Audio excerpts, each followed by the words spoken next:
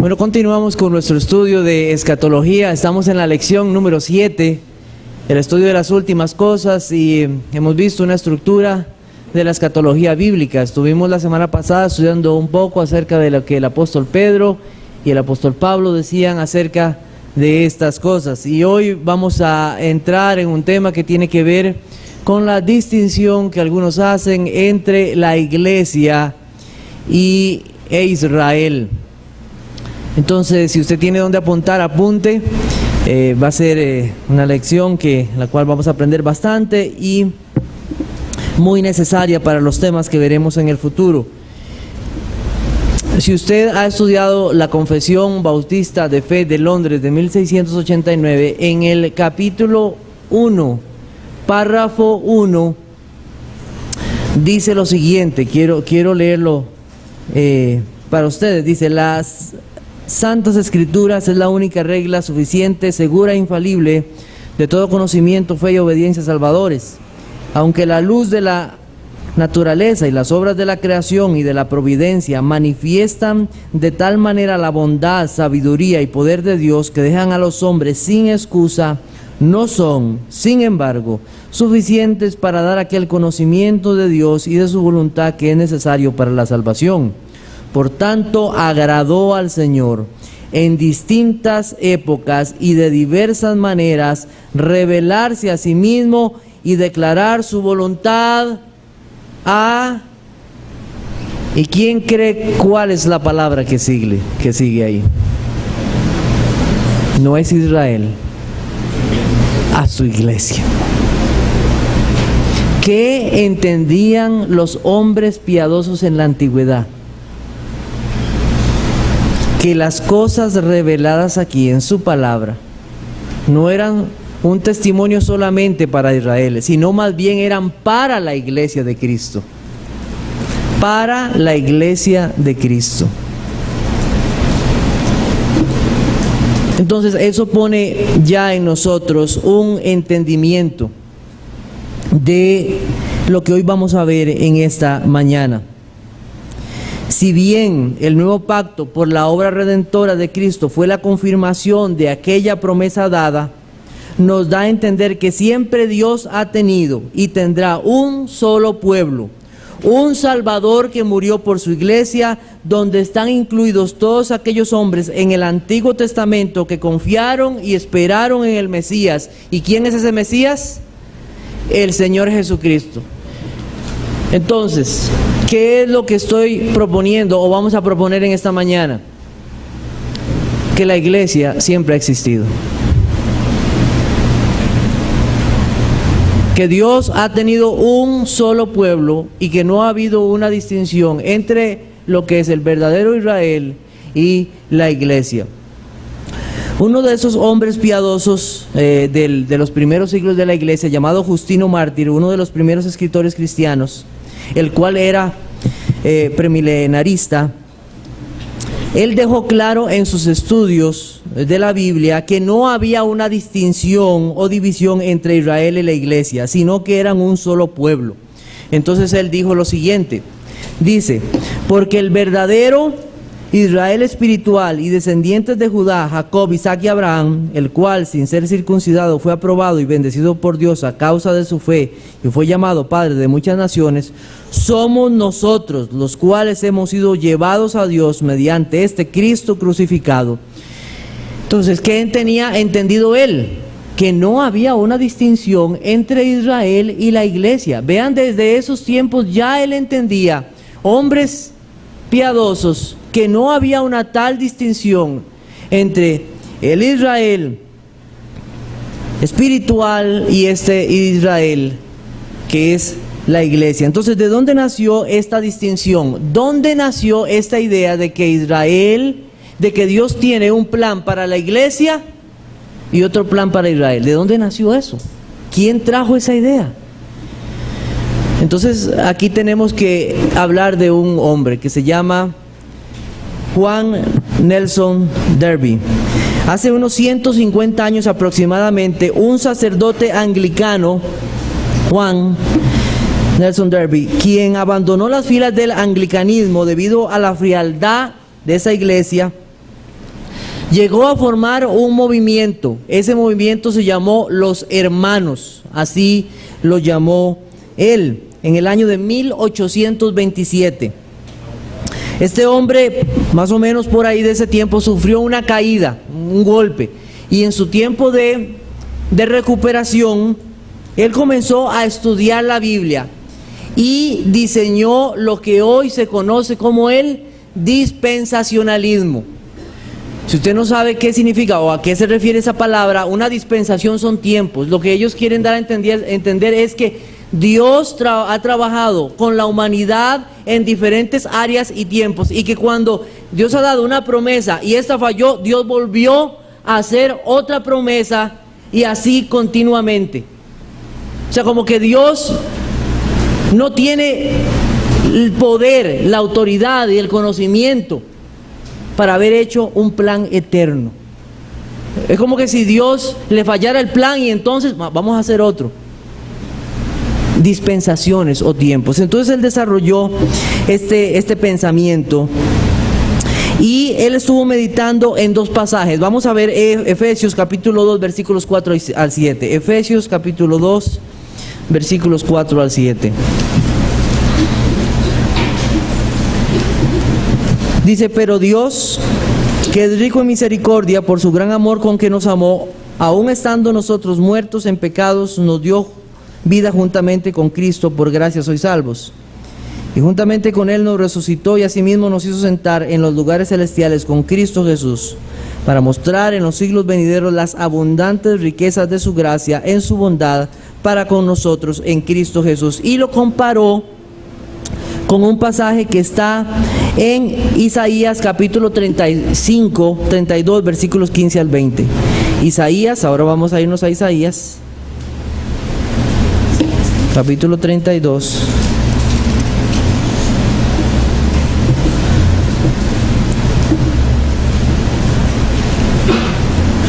Dice el versículo 15: hasta que sobre nosotros sea derramado el Espíritu de lo alto, y el desierto se convierta en campo fértil, y el campo fértil sea estimado por bosque, y habitará el juicio en el desierto, y en el campo fértil morará la justicia, y el efecto de la justicia será paz, y la labor de la justicia reposo y seguridad para siempre. Y mi pueblo habitará en moradas de paz, en habitaciones seguras y recreos de reposo. Y cuando caiga granizo, caerá en los montes, y la ciudad será del todo abatida. Dichosos vosotros los que sembráis junto a todas las aguas, y dejáis libres al buey y al asno. Entonces este hombre vio que habían unas bendiciones para la iglesia y otras bendiciones para Israel. Entonces él comenzó a considerar que había una división entre la iglesia e Israel. Bueno, miren hermanos, yo sin profundizar mucho en este pasaje, solamente leamos el versículo 17, solamente. Yo no quiero entrar porque no lo traje como un estudio, pero y el efecto de la justicia será paz, y la labor de la justicia reposo, seguridad para siempre. ¿De quién nos podría recordar este pasaje? De Cristo. Justificados pues por la fe, tenemos paz para con Dios. Así de primera entrada me podría recordar que nosotros tenemos paz para con Dios por la justicia de Cristo, nada más. Pero este hombre, tomando estos dos pasajes, determinó que habían unas bendiciones para Israel y otras bendiciones para la iglesia, y entonces hizo una división. Israel es terrenal y la iglesia es espiritual, por lo tanto no pueden ser la misma cosa. Y de ahí comienza su interpretación, que Israel y la iglesia son dos pueblos totalmente distintos y separados. Otra cosa que ayudó increíblemente para que esta idea se propagara fue la famosa Biblia de estudio Scofield. Porque los comentarios que vienen ahí de la Biblia Scofield apoya esta idea de una división entre la iglesia e Israel. Si usted conoce a alguien que tiene una Biblia Scofield, hay personas que creen que las interpretaciones que vienen ahí son la única interpretación. Esa es una interpretación, pero no es la única. Y hay personas que lo han tomado como la única y verdadera interpretación de las Escrituras. Y esta Biblia, con esos comentarios, los comentarios básicamente, es lo que ha creado esta gran confusión y problema. Y yo quiero decir algo antes de continuar. Miren, hay hermanos que son dispensacionalistas, y vean la palabra que estoy usando, que realmente ellos aman al Señor y creen que Cristo es su único Salvador y Señor. Y no quiero que crean que por estas cosas vamos a traer en controversias y vamos a atacarlos. No estamos de acuerdo con sus interpretaciones acerca de las últimas cosas y sobre estas cosas, pero no queremos entrar en ningún tipo de controversia y de pleito por este tipo de cosas, pero no estamos de acuerdo. Y si hubiera necesidad de exponer nuestro punto, para eso estamos aprendiendo estas cosas. Pero tampoco es algo en lo cual vamos a entrar en un debate acalorado ni acusarles. El doctor Charles Ryer, quien es un fuerte defensor del dispensacionalismo, dice lo siguiente: un dispensacionalista mantiene a Israel y a la iglesia separados. Un hombre que no hace una distinción entre Israel y la iglesia inevitablemente no sostendrá las distinciones dispensacionalistas. Entonces, un dispensacionalista cree que hay una verdadera distinción entre Israel y la iglesia. Eso es lo que ellos creen. También él dice lo siguiente, ¿verdad? Que la iglesia en ningún sentido está cumpliendo las promesas de Israel. La iglesia en ningún sentido está cumpliendo las promesas de Israel, dijo este hombre. Entonces, esta forma de pensamiento niega rotundamente que la iglesia de Cristo esté presente en las profecías del Antiguo Testamento. Ellos dicen que ninguno de los profetas mencionó nada en el Antiguo Testamento que tenga que ver con la iglesia hoy. Que nada de lo que está escrito en el Antiguo Testamento tiene que ver con la iglesia. Es lo que dice el dispensacionalismo. Todo lo mencionado sobre las profecías en el Antiguo Testamento tiene que ver solamente con Israel. Y tiene que ver también con el tiempo en un futuro, en lo que se ha llamado para muchos el reino milenial de Cristo. Que nada más tiene que ver con eso, pero que no tiene nada que ver con la iglesia. Entonces hoy vamos a estudiar qué dice la Biblia con respecto a esto. Entonces vamos a buscar Lucas capítulo 24, versículos 45 al 47. Vamos a comenzar a estudiar la Biblia para ver si eso es una verdad. Entonces vamos a buscar pues muchos pasajes, la verdad es esa. Si usted puede apuntarlos, esperamos que pueda hacerlo.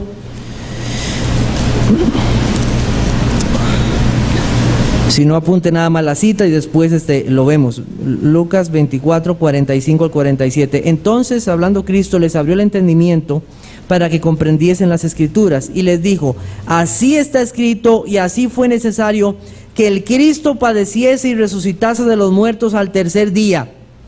Y si usted busca referencias de eso, puede encontrarles en Isaías 53, 1, 12 o Oseas 6, 2. No están ahí. Y que se predicase en su nombre el arrepentimiento y el perdón de pecados en todas las naciones, comenzando desde Jerusalén. ¿Qué dijo Cristo? Que las cosas que estaban sucediendo ya habían sido escritas. ¿En dónde? En las Escrituras. Todavía no había sido completado el Nuevo Testamento, ni había sido comenzado a escribir cuando Cristo dijo estas palabras. Estaba el Antiguo Testamento, las Escrituras, como se les llama en muchos pasajes. Entonces Cristo habló de estas cosas. La iglesia es la encargada hoy de proclamar el Evangelio de Jesucristo. Vamos a buscar Primera de Pedro, capítulo 1, versículos 10 al 12. Primera de Pedro, capítulo 1.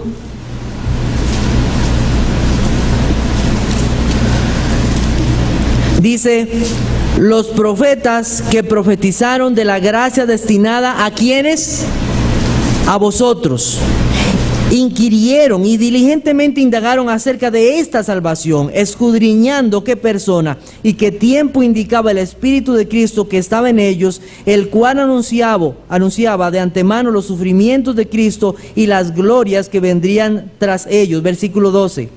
A esto se les reveló que no para sí mismos, sino para ¿quiénes? Para nosotros. Administraban las cosas que ahora os son anunciadas por los que os han predicado el Evangelio por el Espíritu Santo enviado del cielo, cosas en las cuales anhelaban mirar los ángeles. Hermanos, entonces aquí el apóstol Pedro nos está diciendo que las cosas que escribieron los profetas fueron para nosotros. ¿Había o no evidencia? ¿O entendían ellos que las cosas escritas en el Antiguo Testamento, las profecías, tenían que ver con la iglesia? Claro que sí, claro que sí. Hechos capítulo 3, versículos 22 y 26.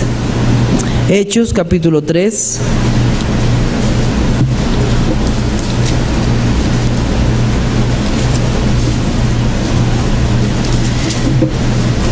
Porque Moisés dijo a los padres: el Señor vuestro Dios os levantará profeta de entre vuestros hermanos, como a mí, a él oiréis en todas las cosas que os hable.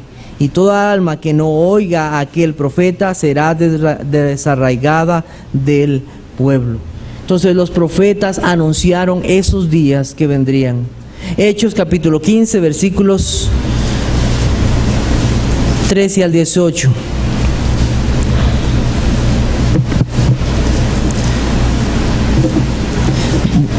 Voy a leer desde el 12. Entonces toda la multitud cayó y oyeron a Bernabé y a Pablo, que contaban cuán grandes señales y maravillas había hecho Dios por medio de ellos entre los gentiles. Y cuando ellos callaron, Jacobo respondió diciendo: varones hermanos, oídme. Simón ha contado cómo Dios visitó por primera vez a los gentiles para tomar de ellos pueblo para su nombre. Con esto concuerdan las palabras de los profetas, como está escrito: después de esto volveré y reedificaré el tabernáculo de David que está caído, y repararé sus ruinas y lo volveré a levantar, para que el resto de los hombres busquen al Señor, y todos los gentiles sobre los cuales es invocado mi nombre, dice el Señor, que hace conocer todo esto. ¿Desde cuándo? Desde tiempos antiguos. ¿Qué está diciendo aquí Jacobo? Lo que está pasando, la inclusión de los gentiles, es algo que estaba predicho. ¿Desde cuándo? Desde el Antiguo Testamento con los profetas. No era algo que estaba dividido, sino que la Biblia menciona estas cosas para la iglesia. Primera de Corintios capítulo 10, versículo 11.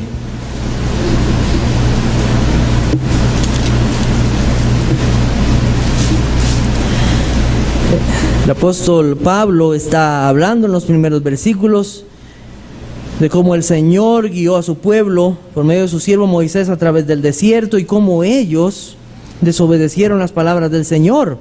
Y el versículo 11 dice: y estas cosas les acontecieron, ¿a quiénes? Al pueblo de Israel. ¿Cómo qué? Como ejemplo. Y están escritas para amonestarnos, ¿a quiénes? A nosotros, a quienes han alcanzado los fines de los siglos. Un ejemplo para nosotros. Y si nosotros entendemos que 2 de Timoteo 3:16 dice que toda la escritura es inspirada por Dios y útil para nosotros, toda la escritura, vamos a entender que todo lo escrito tiene relación con la iglesia de Cristo, tiene relación con la iglesia de nuestro Señor Jesucristo. Entonces entendemos que no hay tal distinción en lo que nosotros vemos. La iglesia de Cristo es el verdadero Israel de Dios. ¿Quiénes son los verdaderos judíos? Yo no sé si a usted le han hecho eso de que, bueno, una vez yo pasé por la avenida central y había un hombre ahí con no sé, una lista así. ¿Cuál es su apellido? Rosales. Usted es judío.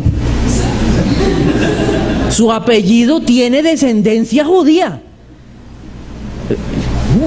¿Sabía? Wow. Bueno, ¿quiénes son los verdaderos judíos? ¿Quiénes son los verdaderos judíos? ¿Quién es el verdadero Israel de Dios? Vamos a buscar Romanos capítulo 2, versículos 28 y 29.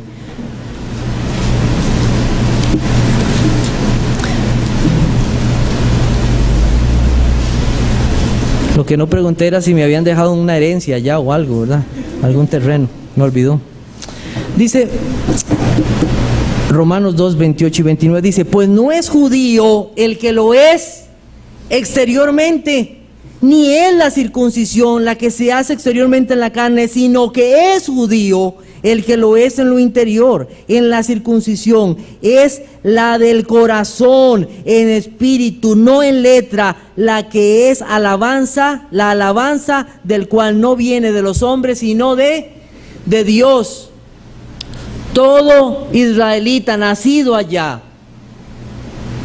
cree que para ser israelita tiene que practicarse esa operación en el miembro reproductor, y entonces ya somos del pueblo de Israel. Y eso, y el apóstol Pablo tuvo luchas tremendas con esto. ¿Por qué? Porque es su salvación por obras. Algo hecho exteriormente. No, dice que es verdaderamente el judío el que lo es en el corazón, en el que Dios ha hecho una obra y ha quitado ese corazón de carne, le ha limpiado de su pecado y le ha dado una vida nueva.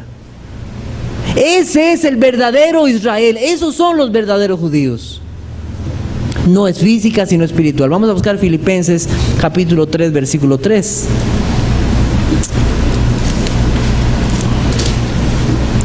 Dice, porque nosotros, está hablándole a la iglesia de Cristo, apóstol Pablo, porque nosotros somos la circuncisión, los que en espíritu servimos a Dios y nos gloriamos ¿en quién? En Cristo Jesús. Uno más, Romanos capítulo 3, versículos 29 y 30. Romanos capítulo 3, versículos 29 y 30. ¿Es Dios solamente de los judíos? ¿No es también Dios de los gentiles? Ciertamente también de los gentiles, porque Dios es uno, y Él justificará por la fe a los de la circuncisión y por medio de la fe a los de la incircuncisión. Solo hay un método, a través de la fe en Cristo Jesús. Entonces, estos pasajes nos hacen ver que solamente hay un pueblo de Dios, un verdadero Israel, el Israel espiritual. Gálatas capítulo 6, versículos 15 y 16. Gálatas capítulo 6. Miren, estamos buscando muchos pasajes porque estamos comparando las escrituras con las escrituras. Dice, porque en Cristo Jesús ni la incircuncisión vale, ni la circuncisión vale nada, ni la incircuncisión, sino que una nueva creación. Y todos los que anden conforme a esta regla, paz, misericordia sea a ellos y al Israel de Dios. Y algunos dicen, ahí está, véalo. Bueno, mire, si usted lee Gálatas, todo el libro de Gálatas es una refutación de Pablo a ese pensamiento de que hay un Israel de Dios que es algo físico, sino algo espiritual. No vamos a buscar todos los pasajes, pero si quiere los apunta. 3:29, 4:26, 5:6 y 6:15 son ejemplos en Gálatas de todos esos. Repito, 3:29, 4:26, 5:6 y 6:15.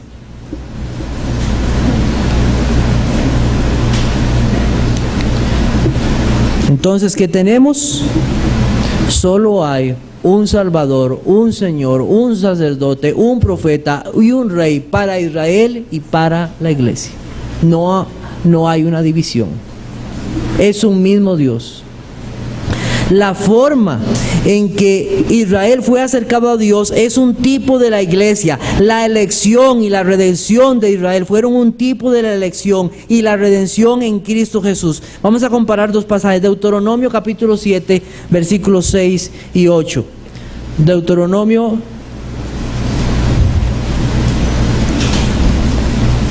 7, versículos del 6 al 8. Dice, porque tú eres pueblo santo para Jehová tu Dios. Jehová tu Dios te ha escogido para hacerle un pueblo especial, más que todos los pueblos que están sobre la tierra.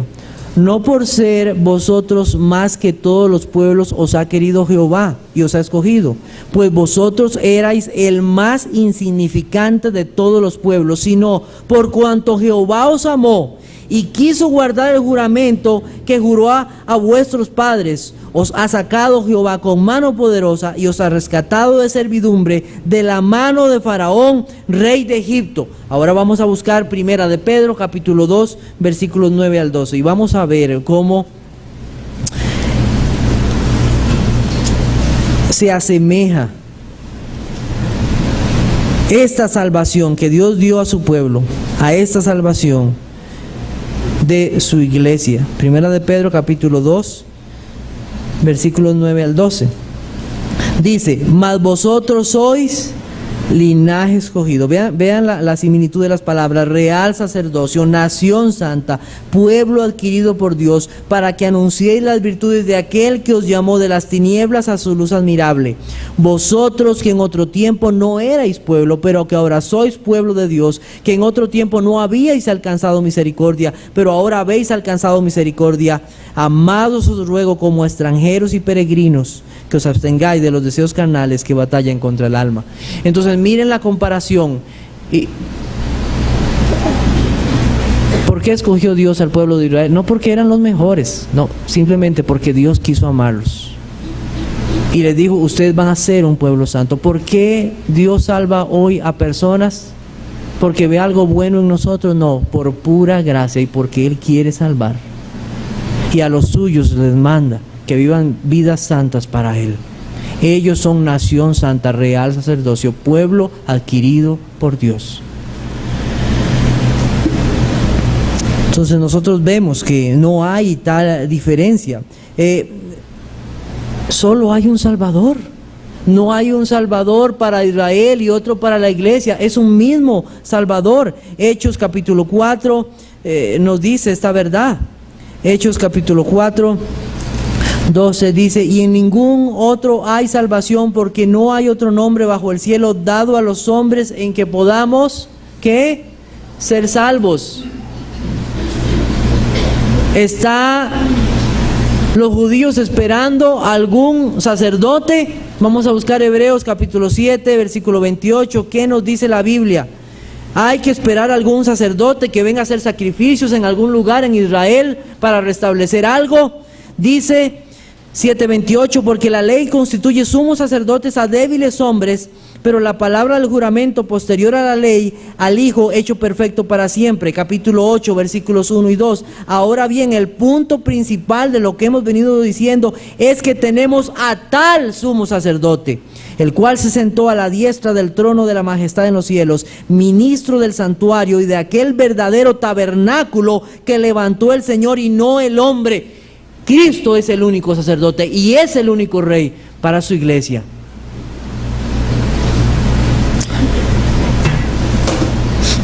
Hechos capítulo 3, versículo 22 también confirma esta verdad y dice, porque Moisés dijo a los padres, el Señor vuestro Dios os levantará profeta. ¿Esperamos algún otro profeta? No, ya ese fue levantado, es Cristo Jesús.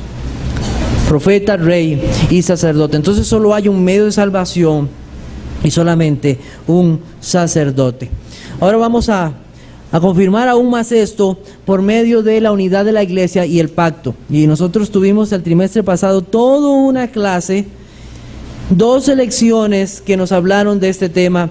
Yo no voy a profundizar en este tema, solamente voy a tocar algunas cosas y si ustedes desean estudiar más, puede ir a la página de la iglesia y estudiar el tema con más profundidad. Tenemos ese pacto de la iglesia, y mire, y tenemos muchos pasajes. Tenemos Génesis capítulo 3, versículo 15, no los voy a buscar todos, solo los voy a mencionar. Se nos habla de la promesa de un Salvador. Ya en Génesis capítulo 3, versículo 15, el hombre ha pecado y Dios da una promesa de una simiente. refiriéndose a Jesucristo. En Génesis capítulo 12, versículos 2 al 3, nos habla de ese pacto abrahámico. Gálatas 3:29 también nos habla de él, esa bendición para todas las naciones en Cristo Jesús. Éxodo capítulo 20 nos habla de la ley, esa ley que confirma que la salvación es por gracia y no por obras. Segundo de Samuel, capítulo 7, 14 y 15, el pacto davídico. Jeremías 31, 33 y 34, que nos habla de cómo Dios daría un nuevo corazón, una nueva mente a aquellos que son su pueblo. Ese pacto que comenzó desde el Génesis y ha venido desarrollándose hasta la venida del Señor Jesucristo. Todos los pactos están relacionados orgánicamente unos con otros. Vamos a buscar entonces esto sí, Ezequiel capítulo 37. Ezequiel capítulo 37, 24 al 28.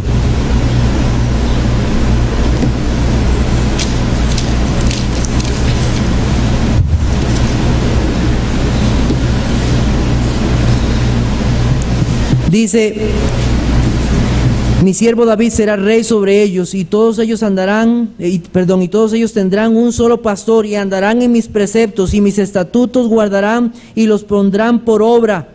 Habitarán en la tierra que di a mi siervo Jacob, en la cual habitaron vuestros padres.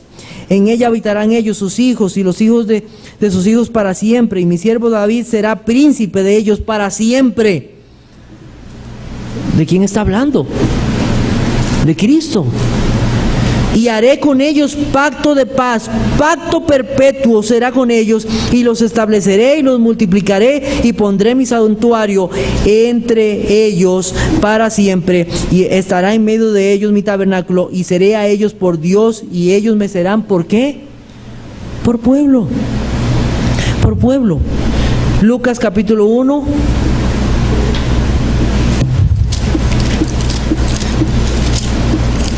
Lucas capítulo 1, versículos 72 y 73 dice: para hacer misericordia con nuestros padres y acordarse de su santo pacto, del juramento que hizo Abraham nuestro padre, que nos había de conceder, que librados de nuestros enemigos, sin temor le serviríamos en santidad y en justicia delante de él todos nuestros días. Hechos capítulo 13, versículo 32 al 34.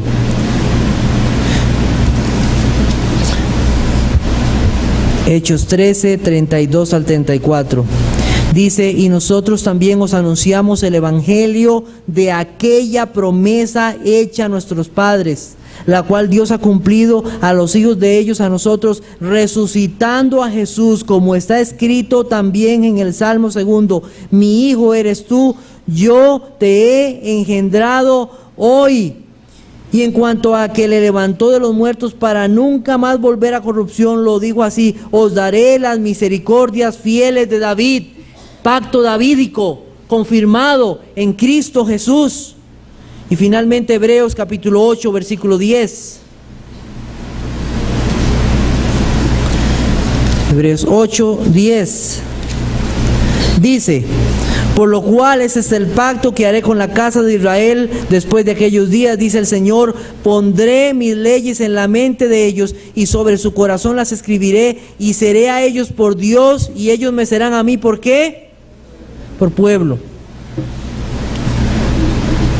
Entonces, el pacto de gracia nos confirma que no hay dos pueblos, sino un solo pueblo. Esa promesa se cumple en Cristo Jesús, aquel que había de venir. Pasajes como Juan 1:14 o Mateo 1:22 y 23 que nos hablan de ese Salvador que había de venir y confirman estas verdades. Si usted tiene la confesión de fe, quiero leerle lo que creo que es el pasaje o la lectura es bastante clara y quiero tenerla para ustedes. Usted puede estudiarla con más detenimiento, pero está muy clara. Entonces quiero leerla para ustedes. Dice en la Confesión de Fe de Londres de 1689, capítulo 7, párrafo 3: este pacto se revela en el Evangelio. En primer lugar, Adán en la promesa de salvación a través de la simiente de la mujer, y luego mediante pasos adicionales hasta completar su plena revelación en el Nuevo Testamento. Y está fundado en aquella transacción federal y eterna que hubo entre el Padre y el Hijo acerca de la redención de los elegidos. Y es únicamente a través de la gracia de este pacto, como todos los descendientes de Adán caído que son salvados obtienen vida y bendita inmortalidad, siendo el hombre ahora totalmente incapaz de ser aceptado por Dios bajo aquellas condiciones en las que estuvo Adán en su estado de inocencia. Entonces, un solo pacto, una sola gracia desde Adán. Pregunta: ¿han sido salvos los hombres por otro método que no sea la gracia? Porque por gracia sois salvos. No hay otro método. Un solo pueblo, un solo Señor, una sola iglesia, un pueblo del Señor. Los profetas anunciaron estas cosas. Vamos a repasar algunos pasajes. Hechos capítulo 3, versículo 24. Hechos 3, 24. Y todos los profetas desde Samuel en adelante, cuantos han hablado también, han anunciado estos días. Hechos capítulo 2, versículos 15 al 21. No voy a entrar en el detalle de todo este pasaje, pero el apóstol Pedro está predicando. Muchos son convertidos. Los dispensacionalistas dicen que nada de lo que está en el Antiguo Testamento tiene validez para la iglesia. Entonces, ¿qué es esto? Versículo 15. Porque estos no están ebrios, como vosotros suponéis, puesto que es la hora tercera del día. Mas esto es lo dicho por el profeta, ¿quién? Joel. Derramaré de mi espíritu sobre toda carne, y vuestros hijos profetizarán, y vuestros hijos y vuestras hijas profetizarán. Vuestros jóvenes verán visiones y vuestros ancianos soñarán sueños, y de cierto sobre mis siervos y sobre mis siervas en aquellos días derramaré de mi espíritu y profetizarán, y daré prodigios arriba en el cielo y señales abajo en la tierra, sangre, fuego y vapor de humo. El sol se convertirá en tinieblas y la luna en sangre antes que venga el día del Señor grande y manifiesto, y todo aquel que invocare el nombre del Señor será salvo. Y si usted quiere saber un poquito más de esos prodigios y señales, ve el versículo 22. Varones israelitas, oíd estas palabras. Jesús Nazareno, varón aprobado por Dios entre vosotros, ¿con qué? Con las maravillas, prodigios y señales que Dios hizo entre vosotros por medio de él, como vosotros mismos sabéis. No voy a entrar en todo lo que significa esto. Lo que yo quiero que ustedes vean aquí es que un pasaje como este nos dice que profetas como Joel hablaron de las cosas que habían de suceder. Ellos hablaron de la iglesia de Cristo. Judíos creyentes y gentiles creyentes deben entender que son un solo pueblo. Y el apóstol Pablo así lo decía. Vamos a buscar Romanos capítulo 15. Romanos capítulo 15, versículos 7 al 12.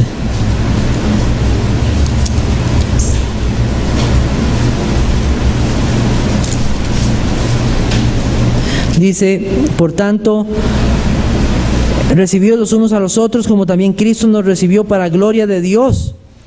Pues os digo que Cristo Jesús vino a ser siervo de la circuncisión para mostrar la verdad de Dios, para confirmar las promesas hechas a los padres, y para que los gentiles glorifiquen a Dios por su misericordia, como está escrito: por tanto yo te confesaré entre los gentiles y cantaré a tu nombre. Y otra vez dice: alegraos gentiles con su pueblo. Y otra vez: alabad al Señor todos los gentiles y magnificadle todos los pueblos. Y otra vez dice: estará la raíz de Isaí, y el que se levantará a regir a los gentiles esperarán en él. Capítulo 16, versículos 25 y 26. Y aquel que puede confirmaros según mi evangelio y la predicación de Jesucristo, según la revelación del misterio que se había mantenido oculto desde los tiempos eternos, pero que ha sido manifestado ahora, y que por las escrituras de los profetas, según el mandamiento del Dios eterno, se ha dado a conocer a todas las gentes para que obedezcan a la fe. Entonces, Vean que hay un solo Dios, un solo pueblo, un solo Señor, no hay una división. Y aquí se habla de algo en este último pasaje, se habla de un misterio. Un misterio, algo que no estaba claro para el pueblo judío. ¿Qué era ese misterio? ¿Qué era lo que no se sabía? ¿Qué era lo que no se entendía con respecto a esto? Vamos a buscar Efesios capítulo 3, versículos 1 al 6.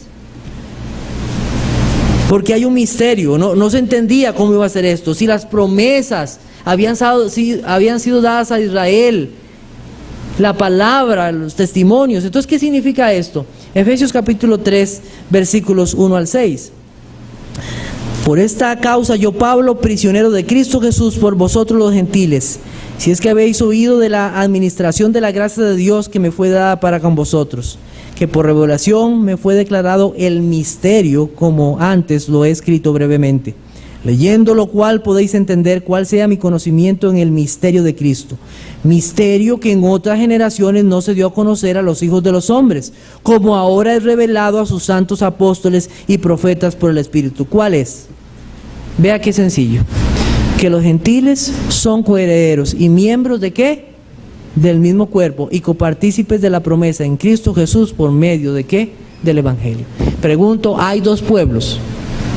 Hay un solo pueblo, un solo. Y Efesios capítulo 2, versículos del 11 al 17 todavía lo aclara más y podemos leerlo con más detalle. Lo puede leer usted en su casa. Entonces tenemos una unidad de pueblo, una unidad de pueblo. La expresión yo seré vuestro Dios y vosotros seréis mi pueblo, ¿sabe de dónde está? Desde Génesis, ¿hasta dónde? Hasta Apocalipsis.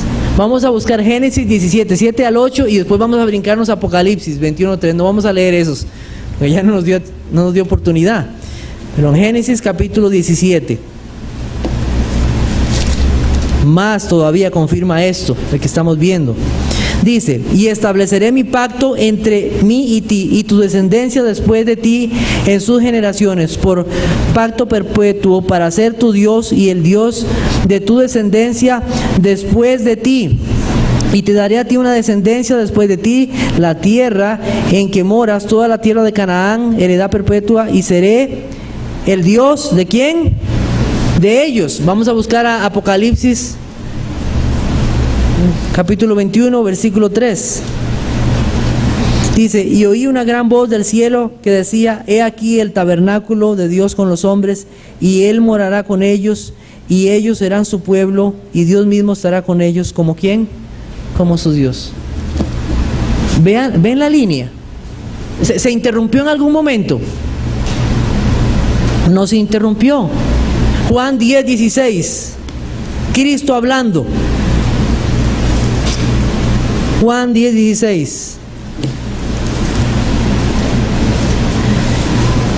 También tengo otras ovejas que no son de este redil. Aquellas también debo traer, y oirán mi voz. Y habrá 2 rebaños y 2 pastores. Y habrá un rebaño. ¿Y qué? Y un pastor. ¿Qué queda más claro que eso? Hermanos, disfrutarán de la misma herencia. Hebreos 11, 39 al 40 nos habla de eso. Apocalipsis 21, 9 al 14 nos habla de eso. Romanos capítulo 11, versículos 16 al 24 habla de un olivo. Pablo hace una analogía entre una planta y cómo el pueblo de Dios es insertado. Aquellos, sus patriarcas,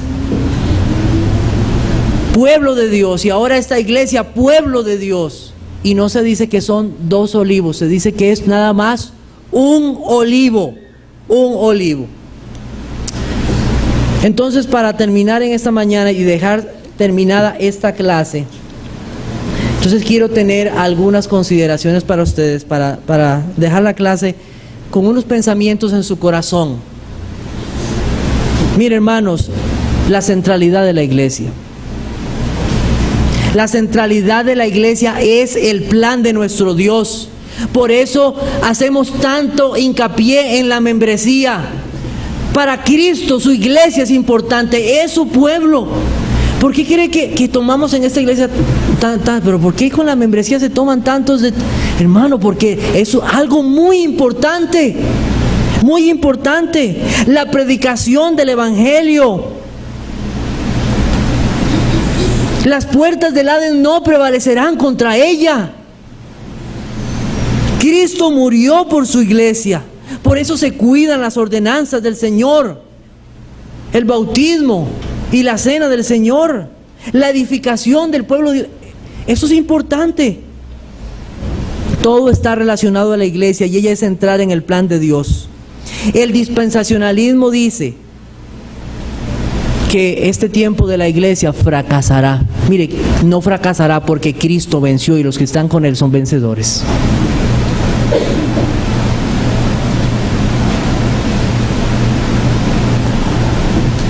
Cristo no falló con su iglesia. Todos los suyos estarán con Él.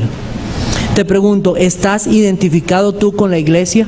¿Estás identificado tú con sus victorias? ¿Las victorias de la iglesia son tus victorias? ¿Te preocupas por la iglesia? ¿Sus tristezas son tus tristezas?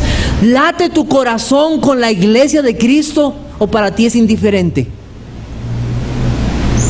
Hay personas, ¿sabe?, que están más preocupadas por lo que pasa allá en Israel y todos los acontecimientos que su iglesia. Y pasan buscando la centralidad de la iglesia. Cristo amó a su iglesia. ¿Y cómo no voy a amar lo que Cristo amó? Cristo amó a su iglesia. Los creyentes aman la iglesia de Cristo y les importa. Si usted dice ser creyente, si usted dice amar al Señor, usted debe pertenecer a una iglesia y buscar estar en esa iglesia sirviendo al Señor, unido. La iglesia es el cuerpo de Cristo, es su esposa. ¿Y qué esposo fiel va a querer que le desprecien a su esposa? Ninguno. Y más, pasamos pensando en Israel y lo que pueda pasar. Eso es adulterio, hermano, adulterio espiritual. Ponen sus ojos en aquello, están preocupados a ver qué va a pasar allá. Tus preocupaciones, tus oraciones, tus esfuerzos deben ser por la iglesia, la multiforme gracia de Dios. Las implicaciones de esta distinción, hermanos, son terribles. Dicen que la ley no está vigente. Esas distinciones de la iglesia y Israel hacen que la gente o muchos plantean la idea del antinomianismo, que es no ley. La ley perteneció a Israel y no a la iglesia. Hermanos, el que ama al Señor ama sus mandamientos. Si ustedes son mis discípulos, van a amar mis mandamientos. El que no ama sus mandamientos es un mentiroso. Cristo es el Salvador de la iglesia. No hay tal distinción. Hermanos, y si hay distinciones entre el Israel físico y el Israel espiritual, le quiero decir una. Nosotros no circuncidamos niños, ni bautizamos niños para incluirlos en el plan de Dios y en su salvación. La salvación es por fe, en Cristo Jesús, nada más. No por obras, para que nadie se gloríe. Les dejo una tarea. Esa es la tarea. Ahí está la tarea. ¿Qué significa y luego todo Israel será salvo en Romanos 11:26? ¿Qué significa eso? Léanlo, lean todo el capítulo. Se los dejo como tarea. Que el Señor les bendiga. Volvemos dentro de un momento. Puede saludarse unos a otros.